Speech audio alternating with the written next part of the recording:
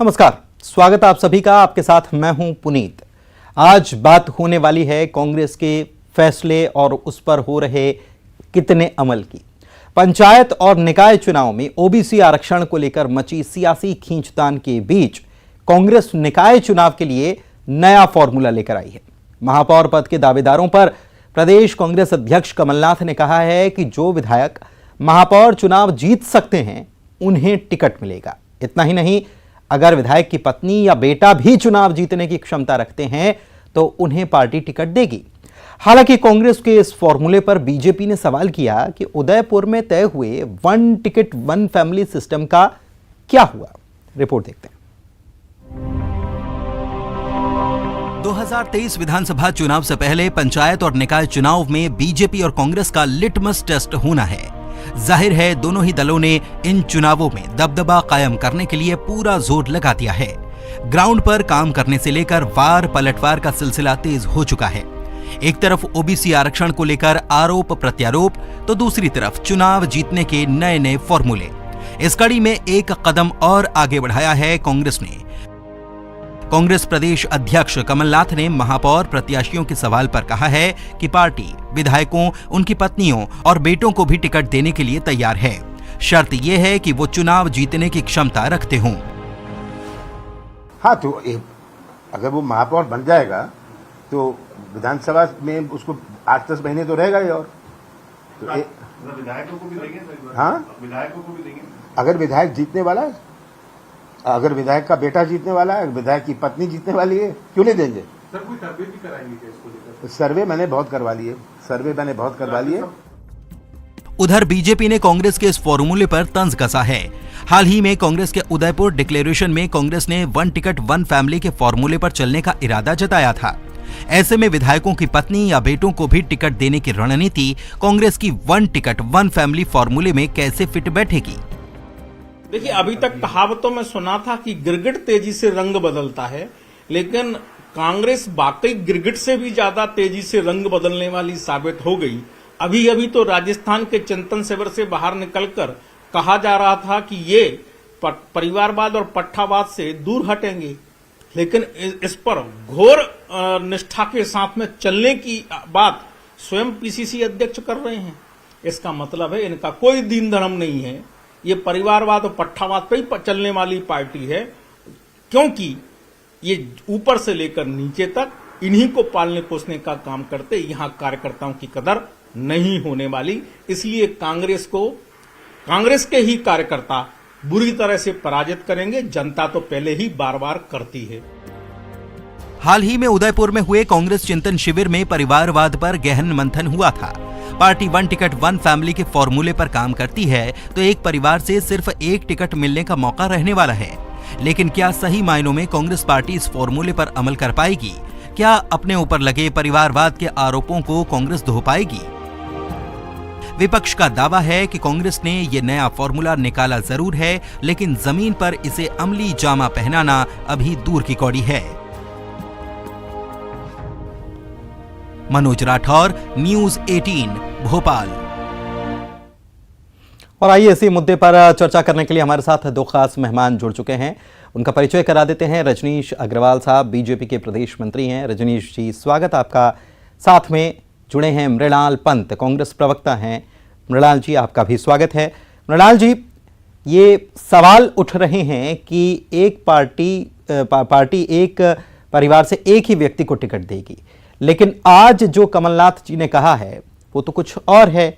इतनी जल्दी कांग्रेस का मन कैसे बदल रहा है?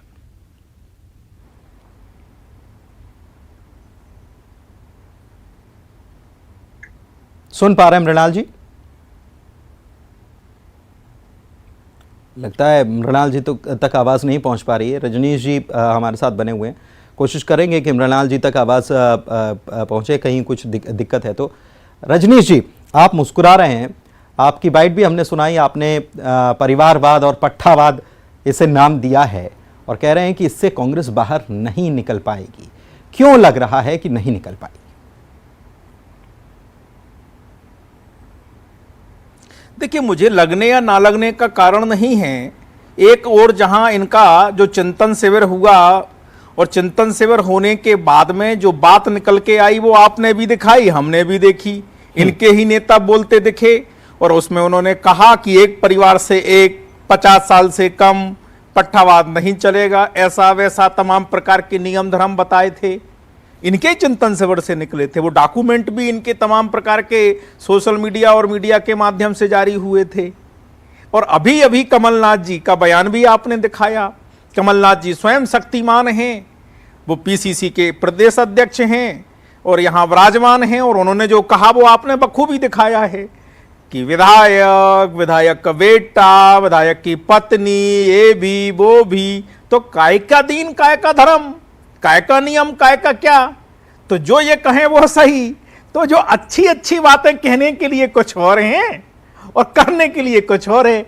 भारतीय जनता पार्टी को कोई फर्क नहीं पड़ता, क्योंकि ये दुर्गति को प्राप्त होने वाले हैं, इनको कोई बचाने वाला नहीं है।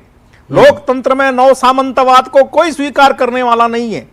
लोकतंत्र में परिवारवाद और पट्टावाद को कोई स्वीकार करने वाला नहीं है। ये इससे दूर हो नहीं सकते। हमने तब भी कहा था, हम अब भी कह रहे हैं, क्योंकि परिवारवाद के आधार पर इनकी ऊपर से नीचे तक पार्टी चलती है। ठीक है, स्वयं राष्ट्रीय परिवारवाद के आधार पर पार्टी चलती है और इससे बाहर नहीं निकल सकती। मालिकाना परिवार कहा जाए तो कम नहीं होगा। मृणाल जी जुड़ चुके हैं। मृणाल जी स्वागत आपका। परिवारवाद से बाहर नहीं निकल पा रही है पार्टी। अब भी अगर प्रदेश अध्यक्ष ये कह रहे हैं कि विधायक या उनकी पत्नी या उनका बेटा किसी को भी टिकट दे देंगे, चुनाव जीतने वाला होना चाहिए, तो क्या पार्टी को और कोई नहीं मिल रहा है या पार्टी को जीत के लिए यही रास्ते अपनाने पड़ेंगे? आप ही ने तो तय किया था उदयपुर में कुछ और। देखिए, कांग्रेस पार्टी भारतीय जनता पार्टी के प्रति की तरह ढोंग और प्रपंच स्वांग नहीं किया करती।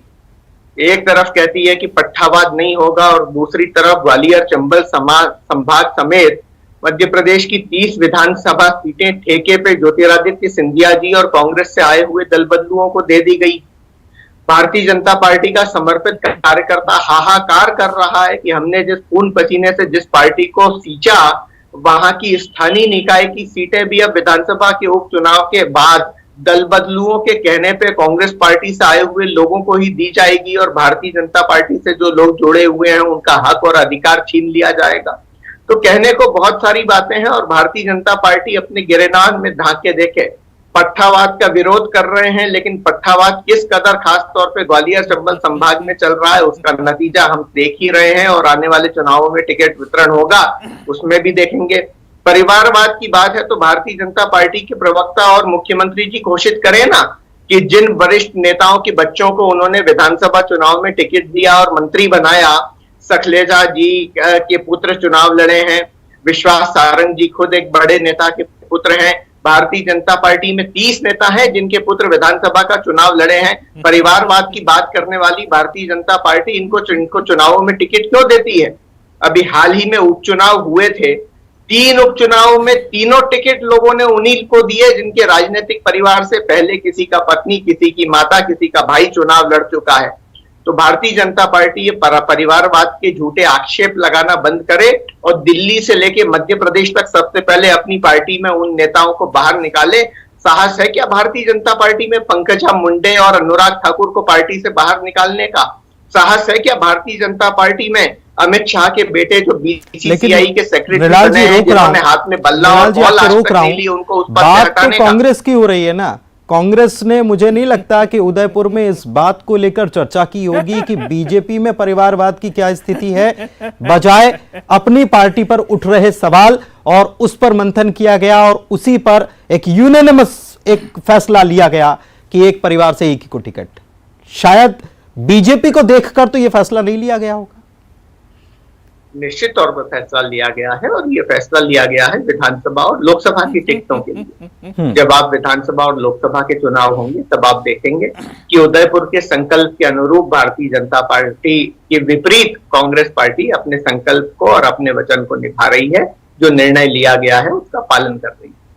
लेकिन स्थानीय निकाय के चुनाव में उस व्यक्ति को टिकट दिया जाता है जो लोगों के बीच में सक्रिय है और कोई किसी पिता का पुत्र है, किसी के परिवार से कोई व्यक्ति राजनीति में सक्रिय है। इस आधार पर जनता की सेवा करने का अवसर लोगों से छीना जाए, ये गलत नहीं है। निर्णय तो अंततः मध्य प्रदेश की जनता और वोटर को करना है। अगर वोटर को ऐसा लगेगा कि कोई व्यक्ति परिवार से जुड़ा हुआ है और वो उनके हक को, उनके अधिकार को, उनके प्रतिनिधित्व को सही ढंग से आगे नहीं बढ़ा सकता, तो जनता उसे स्वयं रिजेक्ट कर देगी। भारतीय जनता पार्टी के पेट में दर्द क्यों है? ठीक है, लेकिन ये आपने एक मृणाल जी बहुत ज़रूरी और काम की बात कह दी। ये वो जो नीचे कई बार कागज़ों पर नीचे एक स्टार लगा होता है और उसमें रहता है कि नियम एवं शर्तें लागू, उसी हिसाब से आपने कह दिया कि ये विधानसभा और लोकसभा के लिए है। ये आज पता चला, ये आज पता चला, ये इसके पहले पता नहीं चला था। रजनीश जी। नहीं, बिल्कुल सही कहा। मेरे जहन में भी वही बात आई थी कि टर्म एंड कंडीशंस अप्लाई, और फिर छोटे छोटे अक्षरों में, छोटे छोटे पॉइंटों में लिख दिया जाता है कि ऐसा वैसा ऐसा वैसा। तो अभी एक शर्त हम लोगों के साई कि ये नगरीय निकाय के चुनाव में, स्थानीय निकाय के चुनाव में लागू नहीं होगा। विधानसभा के चुनाव जब होंगे तब विधानसभा के चुनाव के समय की शर्त भी हम लोगों के सामने आ जाएगी। वो इफ एंड बट के साथ में वो भी आ जाएगी। वो हो सकता कोई दूसरा प्रवक्ता बताए या स्वयं ये प्रवक्ता महोदय बताए या कोई दूसरा पदाधिकारी नेता बताए। कुल मिलाकर बात इतनी है कि इस लोकतंत्र को जो कब्जा जमा कर बैठने वाले लोग हैं, जो नव सामंतवाद पर चलने वाले लोग हैं, जो घोर परिवारवाद पर चलने वाले लोग हैं, जो पट्टावाद को राजनीति में लगातार उसको चलाने का काम करते हैं, वही काम कांग्रेस करती आ रही है। भाजपा के पेट में भी दर्द है और सिर में भी दर्द है, क्योंकि लोकतंत्र का अपहरण इन कुछ परिवारों के माध्यम से जो करने का प्रयास होता था, जनता इसे नकार रही है। और हम जनता के बीच में जागरण करने का काम करते हैं और जनता के बीच में हम फिर मुद्दे लेकर जाएंगे कि किस प्रकार कुछ घरानों का वर्चस्व करने का प्रयास इस लोकतंत्र में किया जाता है। क्यों नहीं होगा दर्द? पेट में भी होगा मृणाल भाई, दिमाग में भी होगा, क्योंकि लोकतंत्र किसी की बपौती नहीं हो सकता, किसी एक खानदान, किसी एक परिवार की बपौती नहीं हो सकता। लोकतंत्र लोगों के द्वारा चलेगा, लोकलाज से चलेगा, नियम धर्म से चलेगा। लोकतंत्र में तमाम प्रकार के जो दलीय लोकतंत्र किया उस आधार पर चलेगा। आप टर्म एंड कंडीशंस अप्लाई के नाम पर कुछ भी करते रहिए, आपकी मर्जी है, लेकिन ये लोकतंत्र में हमें जनता के बीच में जाएंगे और आपकी असलियत बताएंगे कि उदयपुर में जो आपने कहा था वो झूठ था, फरेब था, और आपने टर्म एंड कंडीशंस लगाई हुई थी। मृणाल जी, आप कुछ कहना चाह रहे थे, आप अपनी बात भी रखिए और साथ में इस सवाल का जवाब भी दीजिए कि जब पार्टी ने, अगर मृणाल जी एक मिनट, मेरा सवाल भी साथ में सुन लीजिए, पार्टी ने इस पर विचार किया कि परिवारवाद को लेकर एक परिवार से एक ही व्यक्ति को टिकट दिया जाएगा। मृणाल जी, राजमाता सिंधिया जी के पोते माधवराव सिंधिया जी के लड़के और आज भारतीय जनता पार्टी के वरिष्ठ नेता श्री ज्योतिरादित्य सिंधिया को मध्य प्रदेश और देश में नव सामंतवाद का प्रतीक बताया था, मुझे याद है। ये मेरे नहीं, भारतीय जनता पार्टी के प्रवक्ता रजनीश अग्रवाल के शब्द है, जिन कड़े शब्दों में उन्होंने उनके परिवार की विरासत को याद दिलाया था और 1857 की लड़ाई में उनकी भूमिका का जिक्र किया था, वो भी मुझे आज तक याद है। और मुझे इस बात पे हंसी आ रही है कि कैसे भारतीय जनता पार्टी में जाते ही ये सारे टर्म्स एंड कंडीशंस, नियम और सिद्धांत उन नेताओं पे लागू नहीं होते और ये केवल उन लोगों के लिए रह जाते हैं जो कांग्रेस पार्टी में रहे हैं। ठीक है मृणाल जी, टर्म्स एंड कंडीशंस की आपने बात की, साथ में मेरा सवाल ये भी है कि जब उदयपुर में मंथन हुआ तो इस बात पर मंथन हुआ होगा कि पार्टी की छवि परिवारवाद की वजह से नुकसान पार्टी को उठाना पड़ रहा है, ये स्वाभाविक सी बात है, तभी शायद पार्टी ने ये फैसला लिया। लेकिन ये मुझे समझ में नहीं आ रहा है कि विधानसभा और लोकसभा में पार्टी की छवि बिगड़ेगी और निकाय चुनाव में नहीं बिगड़ेगी। निकाय चुनाव में आप करेंगे तो फिर क्या मैसेज जाएगा लोगों के बीच? वही, ये थोड़ा समझ से परे, थोड़ा इसको बताइए, एलैबोरेट कीजिए। देखिए, उदयपुर का संकल्प शिविर अभी संपन्न हुआ ही है, चिंतन शिविर। उसमें बड़े बड़े निर्णय सैद्धांतिक तौर पे लिए गए हैं। उनका क्रियान्वयन कैसे होगा ये अभी कांग्रेस पार्टी ने इस के स्तर पर निश्चित नहीं हुआ है। सैद्धांतिक निर्णय लोकसभा और विधानसभा के परिप्रेक्ष्य में तो आ गया है, लेकिन स्थानीय निकाय में किस सीमा तक उसको लागू करेंगे, यूं कई सारे निर्णय लिए गए हैं। पार्टी के संगठन में बदलाव की बात हुई है, पर वो बदलाव कैसे होगा, उस प्रक्रिया की समय सीमा क्या है, इन सब चीजों पे आगे बढ़ने के लिए कांग्रेस पार्टी को समय चाहिए। और बहुत एक नई चीज और आपकी मृणाल जी, आपकी तरफ से एक नई चीज और पता चली कि जो फैसला हुआ था अभी तक जमीनी स्तर पर पता नहीं चला है कि कब, कैसे, किसके लिए, कहां लागू किया जाएगा। रजनीश जी, शॉर्ट में आपको केवल 20 सेकंड दे पाऊंगा। देखिए, टर्म एंड कंडीशंस में दूसरी कंडीशन ये सामने आ गई कि ये सैद्धांतिक है, व्यवहारिक कब होगा, क्रियान्वयन कब होगा, पता नहीं। समय सीमा क्या होगी पता नहीं, तो थोड़ी देर और चर्चा चलाइए, आपको टर्म एंड कंडीशन धीरे धीरे खुलती जाएंगी। चलिए ठीक है, बहुत शुक्रिया रजनीश जी और मनराल जी। नहीं तो चर्चा को आगे बढ़ाते शायद कुछ और टर्म्स कंडीशन पता भी चलती, लेकिन कांग्रेस की इसके पीछे मंशा यही है कि कैसे भी जीत हासिल की जाए। क्या कांग्रेस का फॉर्मूला काम करेगा, देखना होगा। फिलहाल मुझे दीजिए इजाजत, नमस्कार।